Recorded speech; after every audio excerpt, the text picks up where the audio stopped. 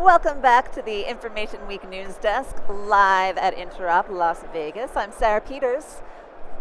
Now, I want to remind you that it is 30 years at Interop, and I want you tweeting at us with the hashtag Interop30years and let us know what your favorite and least favorite moments in IT history over the past 30 years are, because we will, if I get them, and they're good, I'm going to be reading some on air a little bit later, so keep them coming.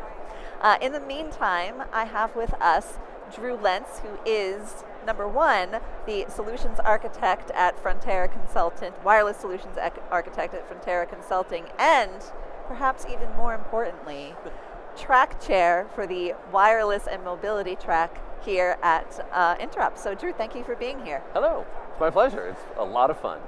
Well, I'm sure it's a lot of fun, but it's also a lot of work to be a track chair at Interop.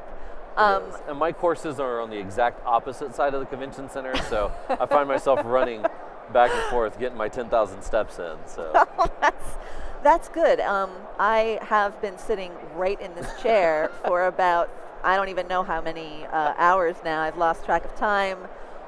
So I will have to be getting myself over to the mobility, and it's actually a really well-named track then. Yes. The wireless and mobility track. I'll have to get over there when I'm done here and catch up with you. Yep.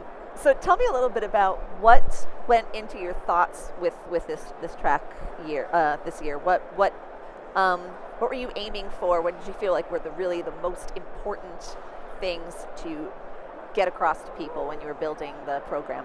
You know, what we looked at traditionally what Interop has been and where it's been over the last 30 years and how it's dealt with connectivity as a whole, getting people onto networks in different environments and making sure that they have that, the usability that they need to do their jobs. And so when we started to look at how wireless and mobility plays into that, we started to understand, what are the different aspects of that? Is it just people who are using Wi-Fi at the office? Is it people who are using Wi-Fi across a campus? Is it home workers who are using LTE and 4G and now 5G technology at home? Yeah. Is it connecting campuses and connecting cities together using wireless communications? And so we started to try and understand, if we were going to come to this show as a CIO or as a CTO or as even someone who's just a screwdriver working for a company, what is it that they want to understand and how can they get involved with it? How can they learn something that they might not know, but that meets that overall purpose of onboarding everyone onto a network and giving them the ability to do their jobs? Mm-hmm. Well, that's interesting the way that you say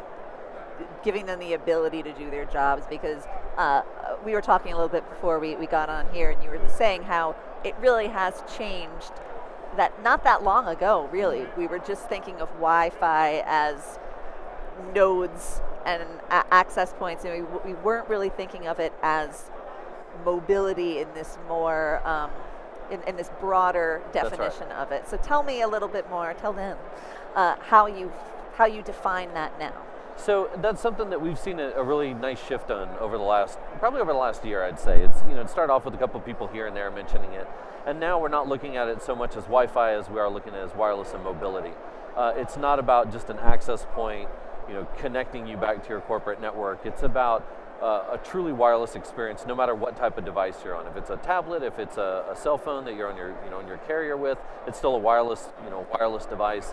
It's getting away from pigeonholing specifically Wi-Fi into a truly wireless connected experience. And on that comes the mobility side of it, being able to be mobile, being able to do my job from this conference, being able to do your job from this conference without missing a beat, understanding how we can stay connected in a mobile world. I mean, there's these huge statistics that are thrown around, and shame on me for not having the percentages handy. But okay. We met with someone from Google a couple of weeks ago, and he said that 60% of the user traffic on Google comes from people that are connected to Wi-Fi, and people that are connected to cell phones, and people that are using mobile devices. And you look at that and you think about how much data that is and how people are using that to get connected. And that's the key here. It's what we had spoken about before was when you wanted to do your job, you had to go to an office, previously sit down, jack into a network somewhere, have your computer connected to the Ethernet. And then when that untethered experience came out, everyone was very excited they could walk around with a tablet or a laptop at their office. But now the trend has gone not from monitoring how you're getting connected, but more along the lines of what you're doing when you're connected and how that can make you a better employee, make you a better business owner, make you a better consumer because you have that full experience. Now, for the longest time, I cover security most of the time, and security people were terrified of mobility. I mean, they're generally terrified of every new thing, but particularly mobility. Absolutely. And bring your own device. And they were just like, no, don't let it happen.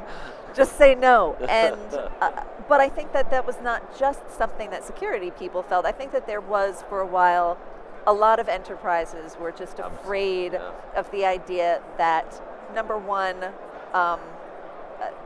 that their users might want to bring their own devices and use them for work purposes, and that also they knew that it would start changing the culture of work.